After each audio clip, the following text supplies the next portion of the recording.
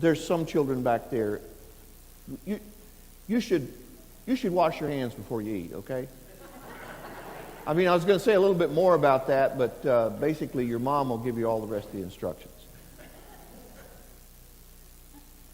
So here we are, listening to Jesus break bad on the Pharisees again, because that's what Jesus does. Now, at first glance, it may look like Jesus kind of comes out of left field with this response to the Pharisees. I mean, the Pharisees said, why don't your disciples wash their hands before they eat? You hypocrites, says Jesus. You hypocrites, this is why there's nobody in the Christian church anymore. It's full of hypocrites. Well, you know, Jesus has a point. On the other hand, if I had a nickel for every time I've heard I'm leaving the church because it's full of hypocrites, I would not have to be here on a Sunday and share communion with you. I could be living a life of ease, right? Hypocrites. It depends on how you define hypocrites and how Jesus defined hypocrites. First of all, I'm going to address the seemingly rough retort that Jesus gives to the Pharisees, who seem to have asked a simple, innocent question. You see, it wasn't a simple, innocent question. A little bit of background might be in order here.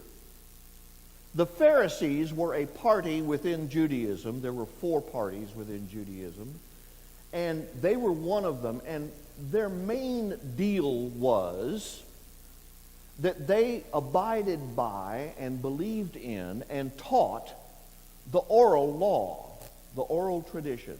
You may remember, and I'm sure Father Jeff has explained this to you more than once, that the Jews received the law from God on Mount Sinai, and it was given to Moses. And on Moses' deathbed, the entire Deuteronomy, the entire book of Deuteronomy that we read from this morning, is Moses' deathbed speech. That guy, it took him so long to die. An entire book of the Bible it took him to die.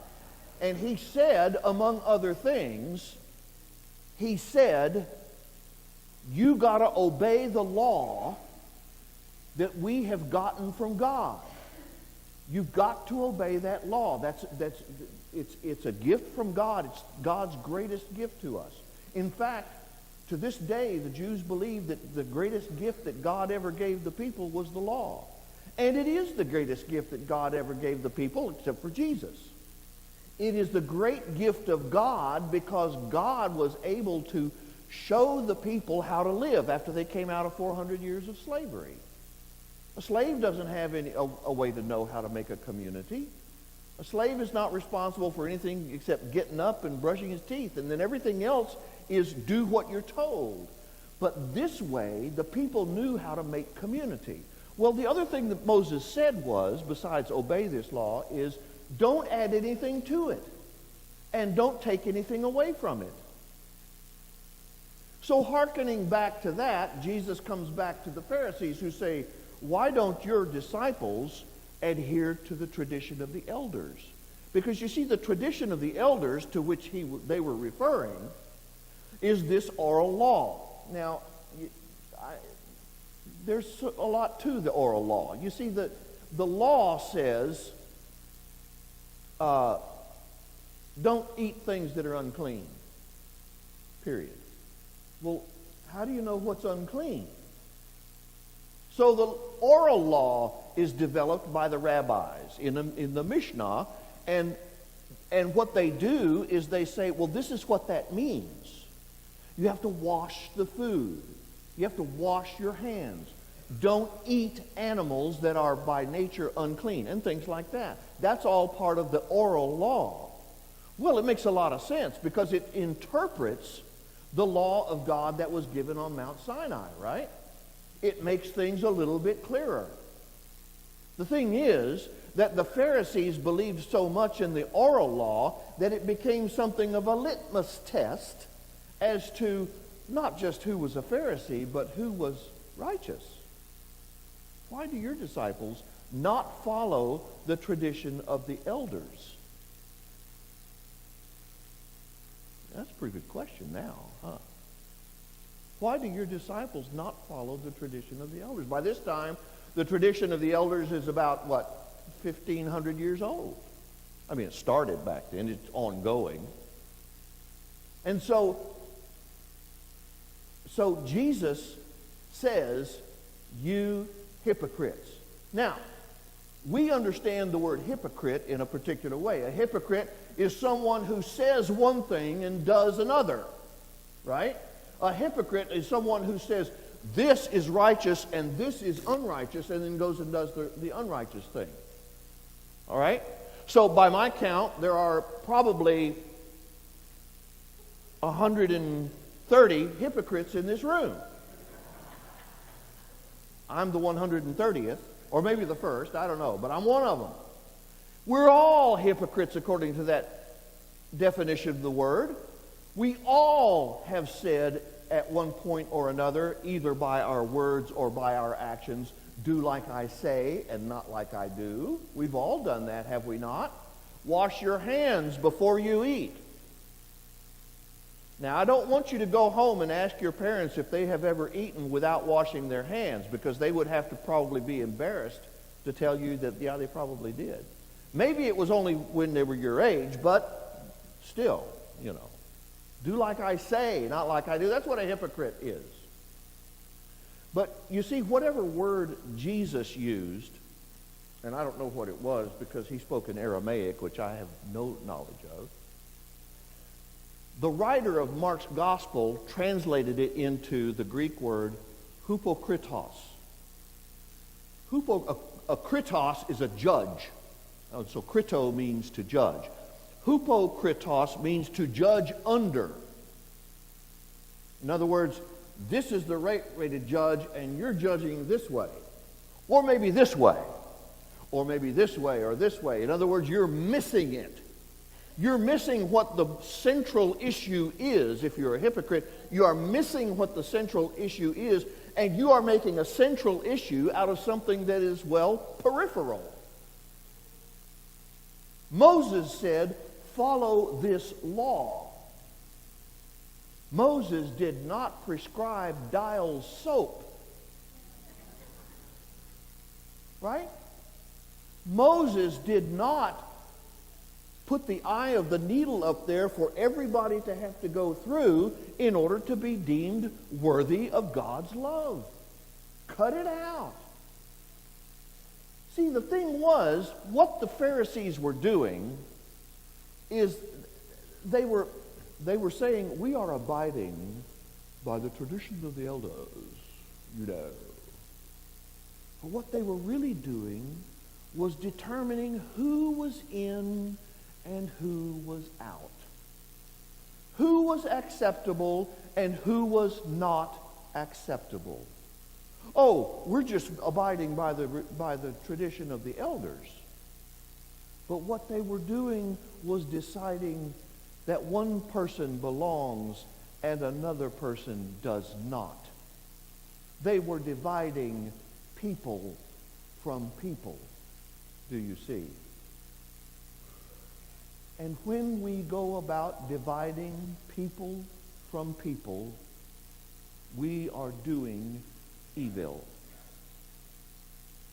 There is no one on earth who is more deserving of God's love than you. Now that's a singular you. If it was Spanish, I would say tú. There is no one on this planet more deserving of God's love than you are, Mary. Than you are, Faye. Than you are, Robert.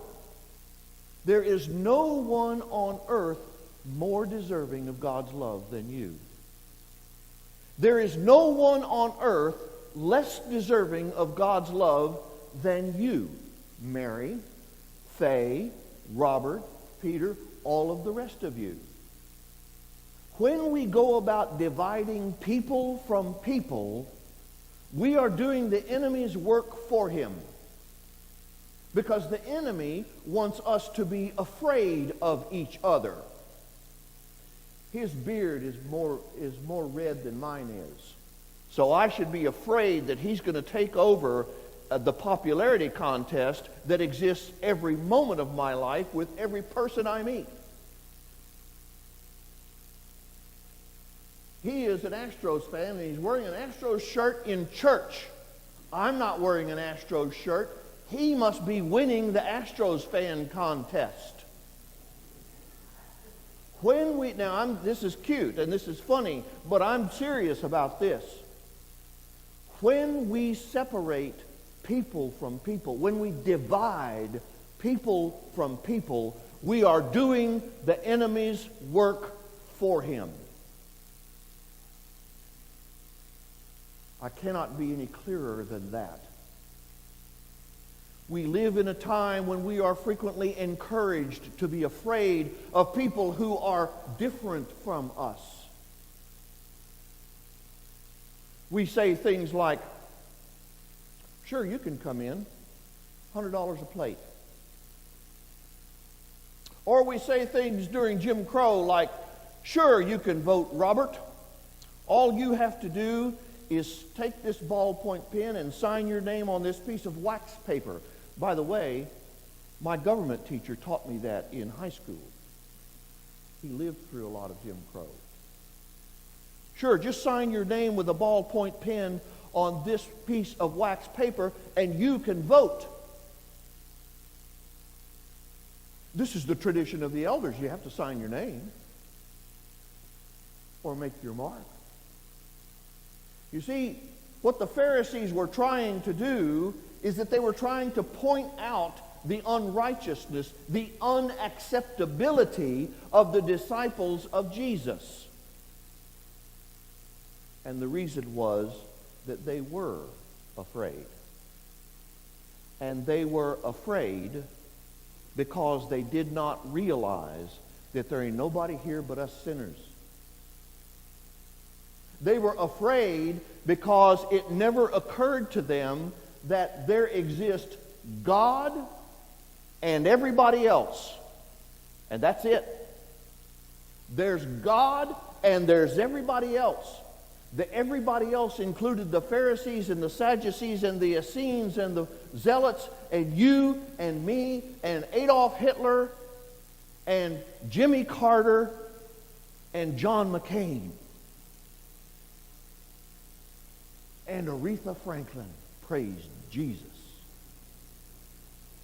Everybody else is just like everybody else in that way. When we compare ourselves with God, who do you think is closest to God? God is 100 miles away, and I'm worried about whether Faye is an inch closer than I am. You understand? Is this making sense to you? The Pharisees are trying to divide people from people. And God never does that. And God doesn't want us to do it either. God does not want us to fear each other. God does not want us to shun other people. You've heard of shunning, haven't you, among certain groups, most of them religious groups. People who are shunned are those who are outside the community. I'm not trying to preach against the oral law. I mean, if somehow the oral law has its place. I mean, if you were to hear straight from the voice of God that God no longer wanted you to obey speed limit signs, then you would have to say, given the laws of the country, which aren't any more than 100 years old, and the law of God, which you heard directly, you would have to say, I am no longer bound by speed limit signs, wouldn't you? What's the higher authority here? God is, clearly. God is the higher authority. So the oral law is like speed limit laws. They also keep us alive, by the way. And they also make it so that we can live with justice and in peace with one another. But when we trade the secondary thing for the primary thing, we have gone off course, haven't we? When we begin to look at something that is peripheral and believe it to be the central thing, then we've missed the point. You see, the foundation of all of the law is God's love for us. That's why God gave the law in the first place. Because God loves us. The component of the law that is based on God's love is the entire thing. And if we lose that fact, if we lose sight of that fact, then we've perhaps lost sight of the most important thing. Jesus said, I have not come to abolish the law, I have come to fulfill the law. Because I have come to love the world. In fact, I've come to love the world to death. I get it. I understand the Pharisees' desire for purity. And purity sounds like a great positive word, doesn't it?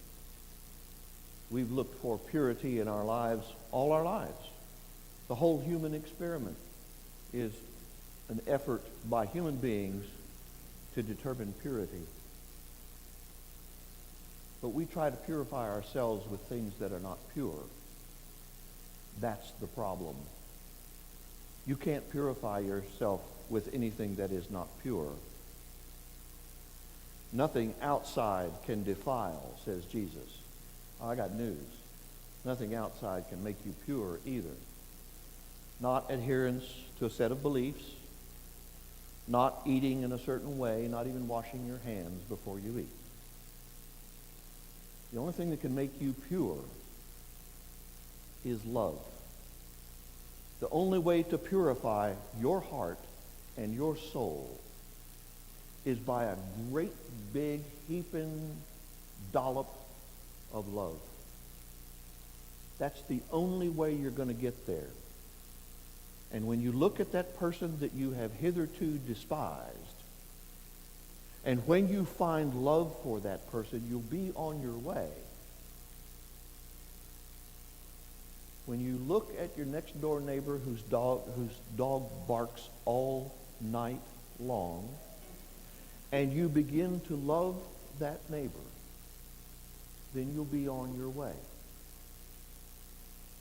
When you pray for the idiot that cut you off on the freeway, you'll be on your way.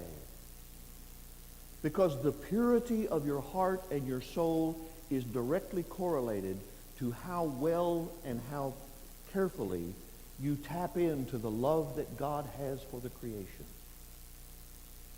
Because the truth is, there ain't nobody here but us sinners.